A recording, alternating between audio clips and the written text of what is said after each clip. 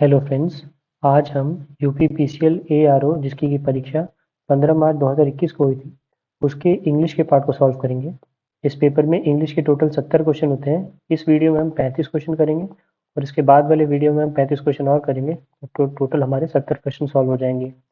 ये इंग्लिश के क्वेश्चन आपके दूसरे एग्जाम जैसे कि अभी एग्जीक्यूटिव असिस्टेंट का पेपर है, उसमें भी 55 नंबर की इंग्लिश है। तो उस पेपर और बाकी सीजीएल के पेपर और बाकी हर वो पेपर जिसमें इंग्लिश आती है, ये वीडियो आपके लिए हेल्पफुल रहेगा। तो चलिए शुरू करते हैं। तो ये है जनरल इंग्लिश का सेक्शन। तो पहला प्रश्न देखते हैं। ये कह रहा है आपको इनडायरेक्ट स्पीच में बदलना है। किसको बदलना है? Neha said to Myra. तो Neha said to Myra, are you joining the trip to Sariska tomorrow. Said to का देखिए यहाँ पे क्वेश्चन मार्क है तो सेड टू आस्क्ड में कन्वर्ट हो जाएगा। Are you joining the trip to Sariska tomorrow, तो टुमारो का द नेक्स्ट डे होना चाहिए। ये चीज़ आपको जहाँ मिल जाए वही आपका आंसर है। तो देखिए यहाँ पे आपको टोल्ड मिला हुआ है तो ये गलत हो गया। द नेक्स्ट डे यहाँ है, बाकी सब में तो टुमारो है, तो इसीलिए आपका पहला आंसर करेक्ट है। नेहा आज मायरा वेदर, आर यू की जगह वेदर क्वेश्चन मार्क के लिए। She was joining the trip to Sariska the next day, you की जगह शी। ये है कन्वर्जन्स। बाकी रूल्स आप यूट्यूब पे बहुत सारे वीडियो हैं, उनसे देख लीजिएगा। Question number second, passive voice आ गया। एक्टिव पैसिव डायरेक्ट इनडायरेक्ट जरूर करके जाइएगा। क्वेश्चन कह रहा है all the students solve these problems easily. तो शुरुआत हम दीज प्रॉब्लम्स के साथ करेंगे। देखिए दीज प्रॉब्लम्स, अब यहाँ पे आ जाएगा were, easily solved by all the students, तो ये हो जाएगा these problems were easily solved by all the students, तो ये हो जाएगा इसका करेक्ट आंसर। टेंस नहीं बदलता है जब आप एक्टिव से पैसिव में जाते हैं या पैसिव से एक्टिव में आते हैं, बट इनडायरेक्ट और डायरेक्ट में टेंस बदल जाते हैं। क्वेश्चन नंबर 23 एंटोनिम पूछ रहा है अकॉम्प्लिश वर्ड का। अकॉम्प्लिश मतलब कुछ हासिल कर लेना होता है। तो देखेंगे आप तो ये अचीव जो कि इसका पूरा पूरा एक सिनोनिम है। वेयर लूज मतलब कुछ खो देना, तो यही आपके लिए एंटोनिम होगा इस अकॉम्प्लिश वर्ड का। फिनिश माने खत्म करना, मैनेज माने मैनेज करना। Question number 4, fill in the blanks. When her kid was born she dash the idea of a job for a year. तो जब उनके बच्चे का जन्म हुआ था तो उन्होंने ये जॉब का आइडिया था उसे पुट असाइड कर दिया। पुट असाइड मतलब होता है कुछ समय के लिए पोस्टपोन, या कुछ समय के लिए भूल जाना, कुछ समय के लिए उस चीज़ को भूल जाना। To forget about, to forget for some time. Put down का मतलब होता है to place something on the surface या रिकॉर्ड समथिंग इन राइटिंग। और पुट बैक का मतलब होता है पोस्टपोन या रीशेड्यूल, या रीशेड्यूल। तो इसके लिए करेक्ट आंसर इस वाले ऑप्शन का हो जाएगा first, put aside. Question number 4, यहाँ पे आपके जो अंडरलाइन वर्ड है इसको सही करना है अगर ये गलत है तो। In the morning it is good to walk bare foot on the dew covered grass. तो कह रहा है कि सुबह के वक्त आपको बिना किसी चप्पलों के बेयर फुट आपको घूमना चाहिए। किसमें? ये जो ग्रास होती है जिसमें कि थोड़े थोड़े ड्यू पड़े होते हैं। ड्यू माने छोटा थोड़ा सा पानी पड़ा होता है, हेल्थ के लिए अच्छा होता है। तो यहाँ पे देखते हैं, अगर हम सब्सटीट्यूट करके बारी बारी चेक करें, in the morning it has, it had good to walk, ये तो ऐसे ही गलत लग रहा है। This is good to walk, ये भी गलत लग रहा है। It is good to get walking, ये भी गलत लग रहा है। मतलब कि यहाँ पे कोई सब्सटीट्यूट की आवश्यकता नहीं है, क्योंकि इस सेंटेंस को आप पढ़ें तो इसमें गलती लगेगी भी नहीं। It is good to walk perfect था। क्वेश्चन नंबर 6, इसे एक मीनिंगफुल ऑर्डर में अरेंज करना होता है। तो first, my school was in the nearest village 2 miles away, ये हो जाएगा आपका S1। अब उसके बाद देखिए we didn't have a car of our own, क्योंकि इनका स्कूल दूर था तो इस वजह से व्हीकल के बारे में बात बिल्कुल की जाएगी। वी कुडंट अफोर्ड वन, इनके पास कार क्यों नहीं थी? Because they can't afford it. But the walk took only half an hour and I didn't mind that in the least. My father came with me, he insisted on coming. तो ये देखिए last वाले के साथ ये भी match कर रहा है, तो इसीलिए हमारा ऑप्शन नंबर सी सही हो जाएगा। इसमें आपको S1 के साथ एक ऑप्शन रिलेट करना होता है और S6 के साथ एक रिलेट। जैसे ही अगर आप ये दो चीज़ रिलेट कर लेते हैं तो ये इजीली हो जाते हैं ये प्रश्न। क्वेश्चन नंबर 7 एंटोनिम पूछ रहा है ट्रांजिएंट का। ट्रांजिएंट मतलब होता है something which is momentary, means which is not going to last for long. So passing, momentary and fleeting, इन तीनों का ही मतलब ट्रांजिएंट होता है। Where is enduring means to last long, उसका एंटोनिम हो गया ऑप्शन नंबर 3। क्वेश्चन 4 कह रहा है हेराल्ड। हेराल्ड मतलब होता है सम सॉर्ट ऑफ अनाउंसमेंट, मतलब ऊपर से कोई अनाउंसमेंट आया या कोई ऑब्लिगेशन सा आया, उसको हम हेराल्ड कहते हैं। वेर इज हॉल्ट मतलब रुक जाना होता है। सक्सीड माना है कामयाब होना, और हाइड माने छिपाना। तो ऑप्शन नंबर 4 इसका आंसर है। Herald means to announce something. Question number 9, again active voice में convert करना है. When will the result be announced? When will the result be announced? तो when will they announce the result? यहाँ पे announced है past, तो यहाँ पे announce हो जाएगा result. तो ये है ऑप्शन नंबर 1. रूल्स आपको यूट्यूब चैनल पे आप ज़रूर से पूरे इसके रूल्स देख लीजिएगा, जिससे कि आप गलती ना करें. बहुत इजी होता है एक्टिव पैसिव, बहुत ज़्यादा हार्ड नहीं होता. क्वेश्चन नंबर 10, अगेन आपको ये वाले चीज़ को मिटा के दूसरा कुछ डालना है इसमें. इफ़ यू लाइक इट और नॉट. देखिए इफ़ यू लाइक इट और नॉट होता ही नहीं है, इफ़ की जगह वेदर यू लाइक इट और नॉट होता है. तो यहाँ पे वेदर आ जाएगा इफ की जगह, whether you like it. Question number 11, ये पैराग्राफ को मीनिंगफुल ऑर्डर में कह रहा है. Panther cubs are generally in evidence in March. In evidence का मतलब होता है नोटिसेबल या जो दिखने लगे, नोटिसेबल. इसके बाद दे आर बॉर्न ब्लाइंड, मतलब कि वो जब उनका जन्म होता है तो दे आर बॉर्न ब्लाइंड, वो जनरली उन्हें दिखाई नहीं देता. They generally open their eyes in about 3 to 4 weeks. 3 से 4 महीने बाद वो अपनी आंखें खोल लेते हैं. This is a provision of nature against their drifting away from the place of safety where they are lodged by their mother. Lodged मतलब होता है fixed या कहीं पे रख देना. And exposing themselves to the danger of their being devoured by the predators. Devoured का मतलब होता है eaten away. उसके बाद predators मतलब होता है शिकारी, जो शिकार कर ले. तो इसीलिए हमारा ऑप्शन इसमें ए बी सी डी ही बेस्ट बैठेगा, क्योंकि ये एक सीरीज सीक्वेंस में ऑलरेडी दिया हुआ है. क्वेश्चन नंबर 12, इस तरह के बड़े बड़े क्वेश्चन से डरना नहीं है, ये सब बहुत ज़्यादा हार्ड होते नहीं, देखने में लगते. तो S1 कह रहा है, I had never had an opportunity to watch a mother panther train its cubs. तो कह रहा है मेरे पास कभी ऐसी अपॉर्चुनिटी नहीं आई कि मैं मदर पैंथर को देख सकूं अपने कब्स को कैसे ट्रेन कर रही है. लेकिन But in Pilibhit forest I once saw a tigress giving some lessons to its little ones. तो देखिए कभी नहीं देखा था, लेकिन पीलीभीत के रिजर्व में इन्होंने पहली बार ये चीज़ देख ली. तो ये देखिए अब आपके इन दोनों में आंसर है. और लास्ट वाले पार्ट को अगर आप देखें, द कब 2 in number are bigger than a full grown cat soon came trotting up to their mother hurried straight to kill in the indecent haste. तो देखिए सी और बी इन्हीं दोनों में आपका आंसर हो सकता है. आई वॉज सिटिंग नियर, अब यहाँ पे सी से तो लग नहीं रहा है. यहाँ पे देखिए बी वाले में अगर हम देखें तो the tigress call its cub by emitting a low howl. तो अब यहाँ पे देखिए द कव बिगर इन नंबर गेम ट्रॉटलिंग. तो इससे समझ में आ रहा है कि हमें कि बी वाले के साथ ही एंड होगा, इसीलिए हमारा ऑप्शन नंबर सेकंड सही है. अब एक बार इस पूरे को फ्रेम करके देख लेते हैं. I have never had an opportunity to watch a mother panther train its cubs, पहला हो गया. But in Pilibhit forest I once saw tigress giving some lessons to its little ones. तो इन्होंने पीलीभीत के फॉरेस्ट में देखा पहली बार कि वो लेसन्स देती. I was sitting near it's skill on a मचान. देखिए मचान एक ऐसी मतलब वो जंगल में एक पेड़ की तरह होता था जहाँ पे हम लोग बैठ के ना, यहाँ मतलब पहले गांव, पहले जो आदि मानव थे वो शिकार करते थे. आजकल इनका फॉरेस्ट रिजर्व में यहाँ पे ऊपर खड़े हो जाते हैं, पेड़ के ऊपर ऐसा पेड़ सा है और इसी के ऊपर बनाया जाता है. तो कोई पेड़ सा है और उसी में ऐसा एक एक्सटेंडेड सा एरिया बना दिया जाता है, जैसे कि लोग यहाँ खड़े होकर जानवरों को देख सकें. यहाँ पे अगर कोई जानवर है उनकी एक्टिविटीज को देख सकते हैं, उसे मचान कहते थे. तो near it's kill on a मचान मतलब उसने किसी जानवर को मारा होगा, वहां पे वो मचान से उसे देख रहा था. उसके बाद क्या हुआ, बी डी, as the sun set the tigress materialise in the twilight behind my machan. तो मटीरियलाइज का मतलब वो बाहर आ गई, वो दिखने लगी सच में, जब ट्वाइलाइट मतलब जब थोड़ा सा सनसेट होने लगा. उसके बाद क्या होता है, B. But when the darkness descended upon the scene and was all well and safe, the tigress called its cubs by emitting a low wah-ho. तो जब डार्कनेस और थोड़ी सी डिसेंड करी तब उसने अपने किड्स को बुलाया जिससे कि वो उसे खा सके.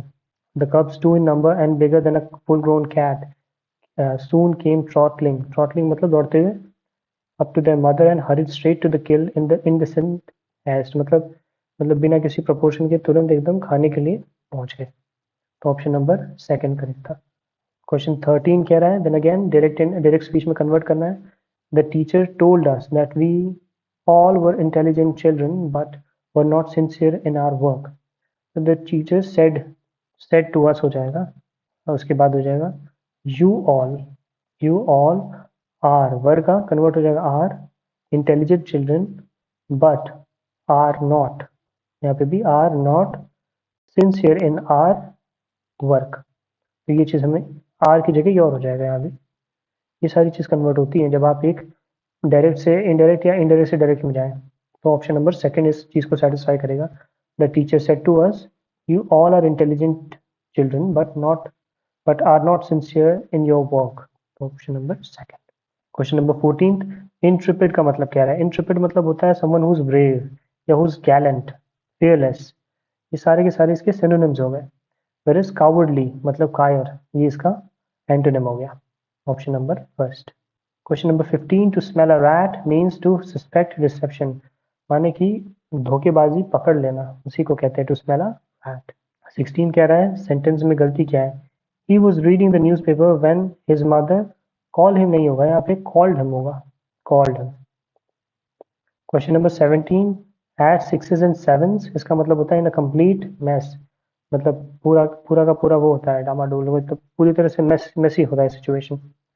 अगला है I was insulted by him, तो he insulted me, active voice फिर से आ गया। देखिए इस प्रश्न पत्र में एक्टिव वॉइस और पैसिव वॉइस डायरेक्ट इंडियन बहुत आए, बहुत अच्छे से करके जाइएगा। ऑप्शन नंबर सेकंड सही है इसका। एक और आ गया बड़ा सा, इसमें लिखा हुआ है every afternoon as soon as her mother had left for bingo Matilda would toddle down to the library, मतलब कि जैसे ही उनकी मदर बिंगो के लिए चली जाती थी तो मटिल्डा जो थी वो अपने टॉडल माने धीरे धीरे चलते हुए लाइब्रेरी पहुंच जाती थी। उसके बाद the walk took only 10 minutes and this allowed her 2 glorious hours sitting quietly by herself in a cozy corner devouring one book after another। देखिए इसमें कुछ अच्छे वर्ड्स भी हैं। तो ये जो वॉक था ये 10 मिनट लेता था और उसके बाद उन्हें 2 ग्लोरियस मतलब ग्लोरियस मैंने बहुत बेहतरीन घंटे मिलते थे जिससे कि वो कोजी माने कंफर्टेबल एरिया में बैठ के किताबों के अंदर डूब के उन्हें पढ़ती रहती थी एक के बाद एक। उसके बाद when she had read every single children's book in the place, she started wandering around in search of something else। जब उन्होंने सारी किताबें पढ़ ली थी तो उसके बाद वो दूसरी किताबें खोजने लगी। Mrs. Phillips, who had been watching her with fascination for the past few weeks, now got up from the desk and went over to her। Mrs Philip जो उन्हें कुछ हफ्तों से नोटिस कर रही थी उन्होंने उसके पास फिर उसके डेस्क के पास चली गई। उसके बाद उन्होंने कहा can I help you Matilda, she asked. तो मटिल्डा कहना है I am wondering what to read next, Matilda ने ये कहा। तो देखिए ये ऑप्शन नंबर 3 इस पूरे सेंटेंसेस को एक लॉजिकल वे में पुट कर पा रहा है, तो ऑप्शन नंबर 3 हमारा आंसर है। Question number 20, again spot the error. I was advised by the doctor at giving up sweets and fried food होना चाहिए मेरे ख्याल से, या तो एट होगा, डॉक्टर टू गिव अप भी हो सकता है, या तो एट होगा एट गिविंग अप या to give up sweets and fried food, तो इसलिए ऑप्शन नंबर 3 गलत है यहाँ पे। 21 अगेन देखिए सेंटेंस अरेंजमेंट भी बहुत आया है इसमें।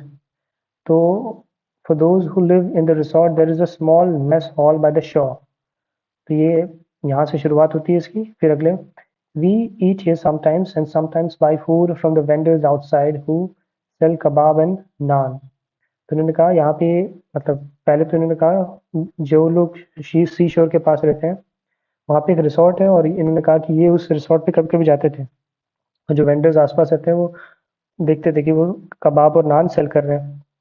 उसके बाद the kebabs cooked on skewers over charcoal braziers और पर्टिकुलरली गुड। स्क्यूअर्स होते हैं जैसे आपने कभी कबाब वाली दुकान में देखा होगा, जो जो मीट होता है उसके अंदर वो एक डंडी सी डाल देते हैं आयरन की, उसी को हम स्क्यूअर्स कहते हैं। और चारकोल ब्रेजर्स वो होते हैं जिसपे वो इसे हीट करते हैं, मतलब मूवेबल चारकोल, वो मूवेबल आवन की तरह आप कह सकते हैं। उसके बाद the horses milk is available to from the local Kazakh herdsman but I decline this.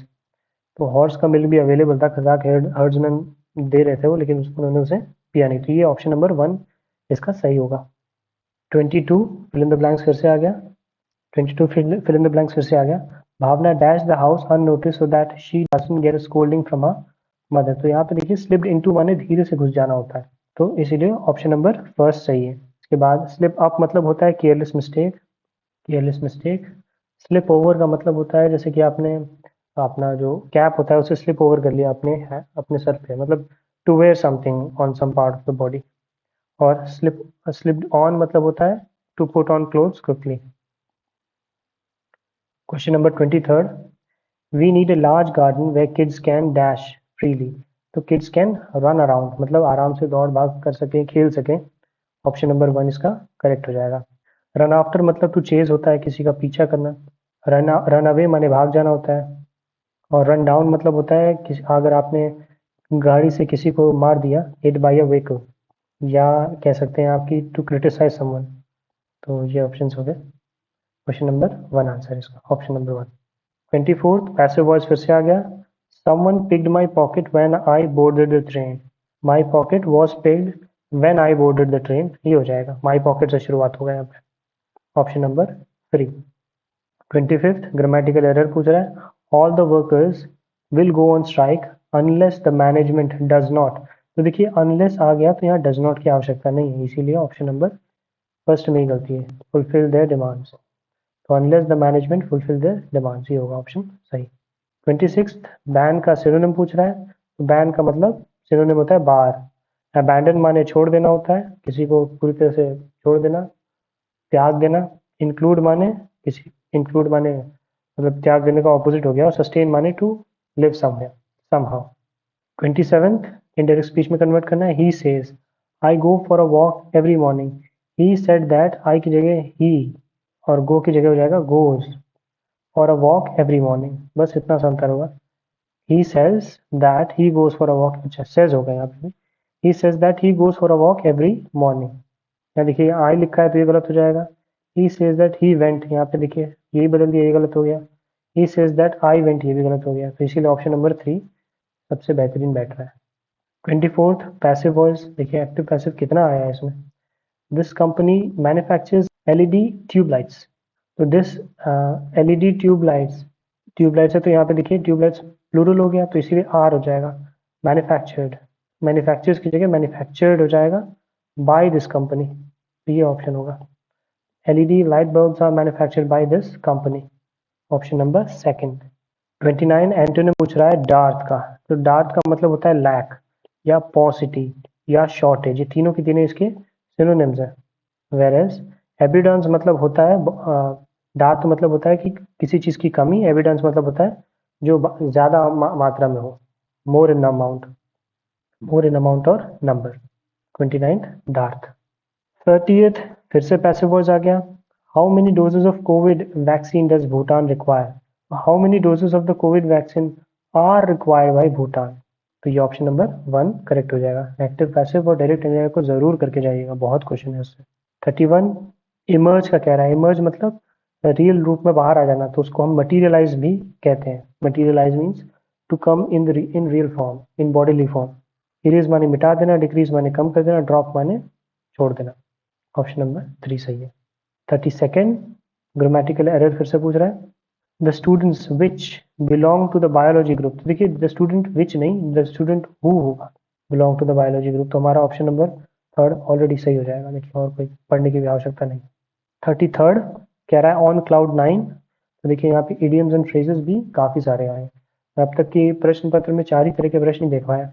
एक तो हो गया आपका idioms and phrases, active passive, direct indirect, antonym, synonym. और फिल इन द ब्लैंक्स में जो ज्यादातर हार्ड वाला आ रहा है वो है फ्रेजल वर्ब्स। इस सारे को कर लेंगे तो मुझे लगता है और को तो कुछ आया ही नहीं इसमें। तो ऑन क्लाउड 9 का मतलब होता है बीइंग ब्लिसफुली हैप्पी, मैंने बहुत खुश होना। तो इन सारे टॉपिक्स को जरूर करके जाइएगा अच्छी तरह से, यूपीपीसीएल एआरओ और यूपीपीसीएल एग्जीक्यूटिव असिस्टेंट के लिए भी। 34th कह रहा है फिर से करेक्ट ऑर्डर में अरेंज करना है आपको। तो I remember my childhood has been generally happy and can recall experiencing some of the most carefree times of my life। इसके साथ शुरुआत हो गया but I can also remember even more vividly, माने और क्लियर तरीके से जान पा रहे moments of being deeply frightened। ये अपने खुशी वाले दिन तो जरूर याद रखे थे, लेकिन इन्हें जो अपने डर वाले दिन थे वो भी बहुत अच्छी तरह से इन्हें याद है। As a child I was truly terrified of the dark and getting lost। मतलब ये बचपन में बहुत ही ज्यादा डरते थे अंधेरे से और खो जाने के डर से। These fears were very real and caused me some extremely uncomfortable moments। तो ये कह रहे हैं कि ये जो fears थे ये काफी रियल थे और इन्हें बहुत अनकंफर्टेबल पोजीशन में पहुंचा देते थे। तो ऑप्शन नंबर 3 इसका करेक्ट आंसर है। और आज के वीडियो का लास्ट प्रश्न है। My brother dash motorcycle you borrowed is a lawyer whose, यहाँ पे हो जाएगा।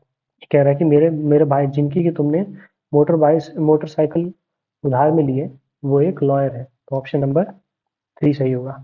उम्मीद करता हूँ ये वीडियो आपके लिए हेल्पफुल रहा होगा और इस प्रश्न पत्र के, रीजनिंग के, कंप्यूटर के दोनों ही वीडियोस मैं बना चुका हूँ, वो आपको उसका वीडियो का लिंक डिस्क्रिप्शन में मिल जाएगा। साथ ही साथ इस साल के जो ARO के पेपर हुए थे उसके भी 2022 में जो पेपर हुआ था फरवरी में, उसके पेपर के भी सारे सोल्यूशन पार्ट बाय पार्ट आपको वीडियो के डिस्क्रिप्शन में मिल जाएंगे। उम्मीद करता हूँ ये वीडियो आपके लिए हेल्पफुल रहा होगा। अगर आपको ये वीडियो हेल्पफुल लगा तो आप इसे लाइक कर सकते हैं। अगर आपका कोई भी डाउट है तो आप बिल्कुल कमेंट कर सकते हैं। और अगर आपका कोई फ्रेंड इस ARO एग्जीक्यूटिव असिस्टेंट या TG2 की तैयारी कर रहा है तो आप उसके साथ शेयर कर सकते हैं। वीडियो के साथ अंत तक बने रहने के लिए बहुत बहुत धन्यवाद।